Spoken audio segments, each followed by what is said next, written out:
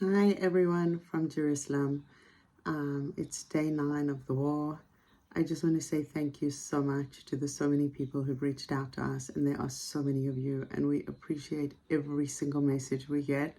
We can't always answer everyone because it's a little crazy. So I'm creating this list because you're the part of the crowd who've reached out. I know you love and I know you care, and those who haven't are noticeable by their absence, and we appreciate those who care. So here we are in Jerusalem. It's actually been quiet. Jerusalem generally doesn't get a lot of missiles. We are too close in all the previous engagements with Gaza.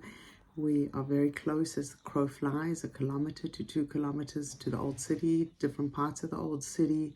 There are a lot of Arab villages around us, so they generally don't target our area, too risky for them.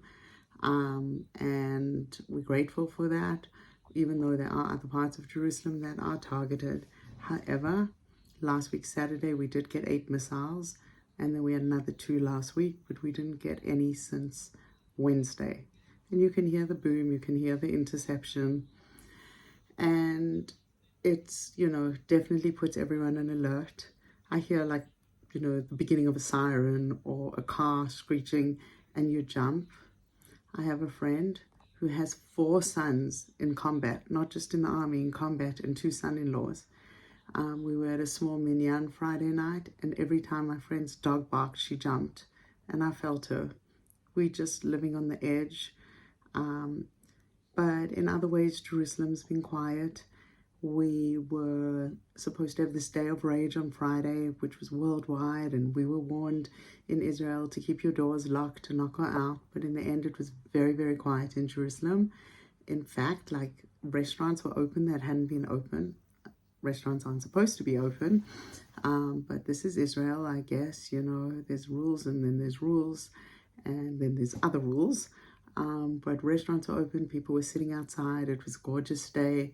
It was a little bit bizarre, but at the same time, like Kayla walks the dog, I walk the dog. Tamira's out now with a friend walking the dog, and this is in the middle of the night. So a little bit of a bizarre reality while we're living under such fear, but in some ways life is normal, but it's not normal. To give you a little like perspective, so Miran and Efrat have been staying at us. Miran comes in and out, and Friday he was in East Jerusalem and dressed in full riot gear as a paramedic. So while he's not in the front lines, he is definitely, out there. His unit responded to like a shooting last week. Some lone guy decided to shoot up a police station, and his unit had to go and deal with as paramedics. So there's definitely stuff going on. Tamira got to come home for a full precious 24 hours. We were very happy. She had time out. She could sleep and eat and just like chill a little bit. And she's going back tomorrow, and she's going to be working 8 hours on, 8 hours off. Guys, that's really hectic. She has a very stressful, high responsibility job. Tamira has high level security clearance. She deals with a lot of big issues every hour, every minute.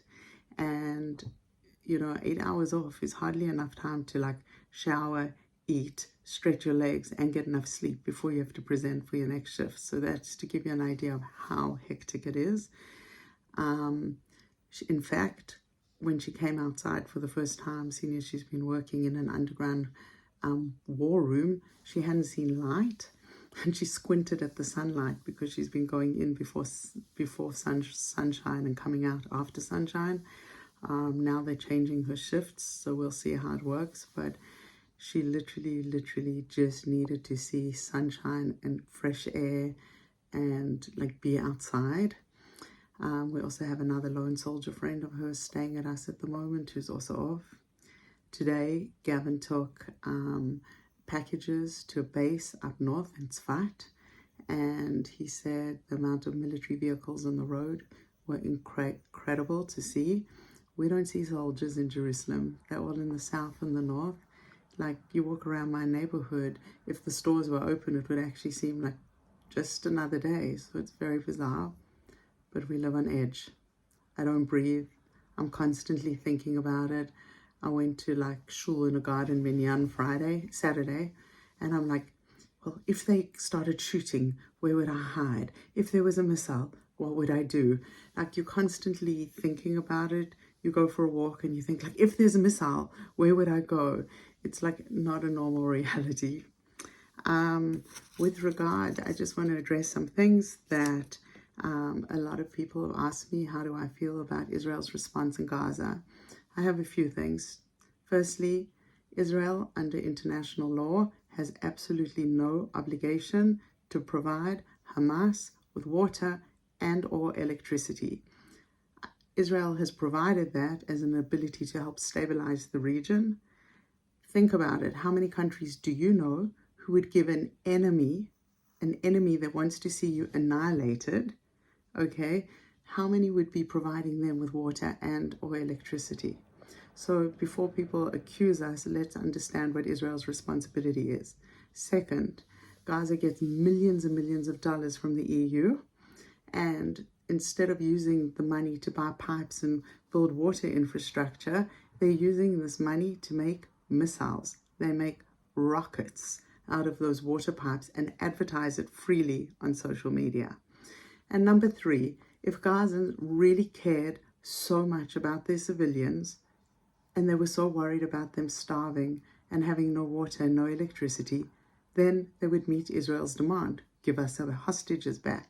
But they don't care about their civilians. The same reason why they are not letting civilians evacuate, knowing that the Israeli army is going to attack, because they want civilian casualties. They don't care about the civilians. They only want to meet their own goals. I'll also say with Gaza, everyone always said it was about the territories and it was about the settlers and it was about the right wing. Well, guys, the whole south, the Gaza envelope that we call it in Israel, the south that was attacked is Israel proper. That wasn't the territories. Plain and simply, they want to see us annihilated. And this is a fight for our survival. This isn't a fight about politics. This is a fight about the fact that the Hamas Charter says from the river to the sea, from the Jordan River to the Mediterranean Sea, the land will be free of Jews. That is as simple as it is. I'd also like to address something that I saw on a British channel, and I can forward it to anybody who wants to see it. But when a reporter attacked, a British news reporter attacked someone on Israel and said about proportionality. He said, proportionality, what is proportionality? Is Israel in war now supposed to go and find a music festival of young people and mow the people down? Are they supposed to rape an equivalent number of women? Are they supposed to shoot the same number of people in the head? Are they supposed to find the same number of babies and burn them alive? You've all seen the horrific images. There's no proportionality. This is war, and Israel has to rid, not just for Israel's sake, but the world's sake, of Hamas, the evil that's been equated with ISIS. Hamas is ISIS. They found ISIS flags on the people. They've seen ISIS tactics. Journalists who've been covering this say the only time they've seen atrocities like this is ISIS. Guys, I will send more updates. Please, God, we all stay safe. We're counting on your prayers and we're counting on your strength. Love you.